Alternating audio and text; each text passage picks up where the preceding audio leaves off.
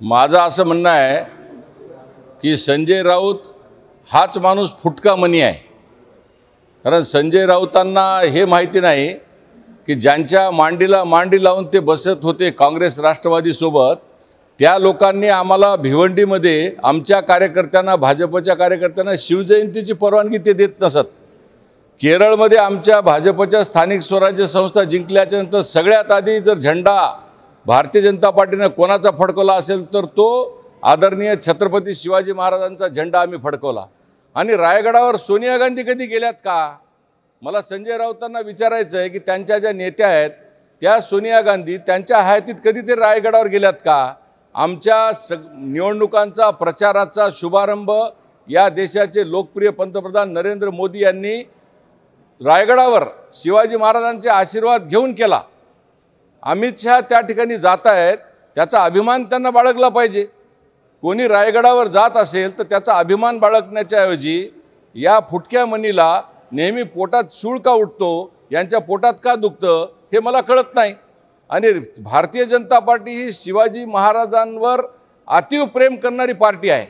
या भारतीय जनता पार्टीने आग्र्याहून जी सुटका झाली महाराजांची, त्या ठिकाणी सगळ्यात मोठं राष्ट्रीय स्मारक उभारण्याची घोषणा माननीय देवेंद्र फडणवीस यांनी केलेली आहे।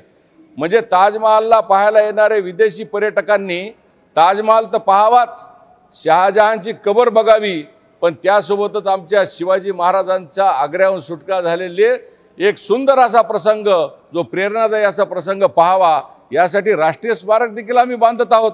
आम्ही शंभूराजांच्या ज्या ठिकाणी लढाया झाल्या, छत्रपती संभाजीराज त्या ठिकाणी आम्ही स्मारक निर्माण करत आहोत। शिवाजी महाराजांच्या ज्या ठिकाणी वीरगाथा झाल्यात त्या ठिकाणी आम्ही शिवाजी महाराजांचे स्मारक निर्माण करत आहोत। असा एखादा तरी प्रयत्न संजय राऊतांच्या सारख्या फुटक्या मनीच्या त्यांच्या पक्षाने कुठेही जरी केलेला असेल तर तो दाखवा। आणि शिवाजी महाराजांवरचं जर समजा प्रेम तुम्हाला जर समजा दाखवायचंच असेल तर सोनिया गांधींनी रायगडावर एकदा तरी जाऊन यावं, असं मी त्यांना आवाहन करतो। सर, दुसरा प्रश्न असा आहे की नरेंद्र मोदीच्या वतीने भारतीय जनता पक्षाच्या कार्यकर्त्यांकडून सौगात मोदी ईदच्या निमित्ताने काही मुस्लिमांना वाटलं जाणार आहे, काय?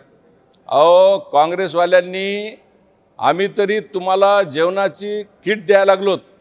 काँग्रेसच्या लोकांनी, काँग्रेसच्या मंडळींनी राष्ट्रविघातक कारवाई करणाऱ्या तरुणांच्या हातामध्ये AK-47 रायफली दिल्या आणि देशाच्या विरुद्ध माती भडकवण्याचं काम काँग्रेसने केलंय।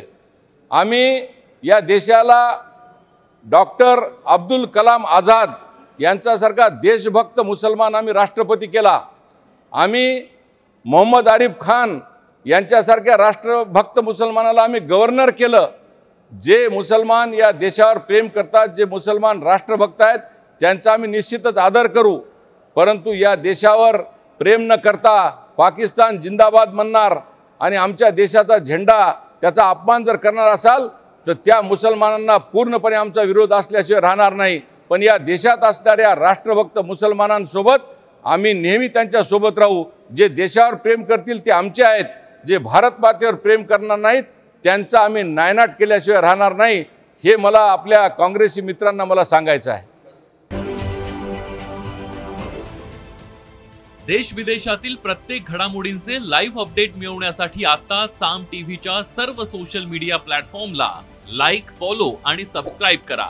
तसंच सर्व नोटिफिकेशनसाठी बेल आयकॉन प्रेस करायला विसरू नका।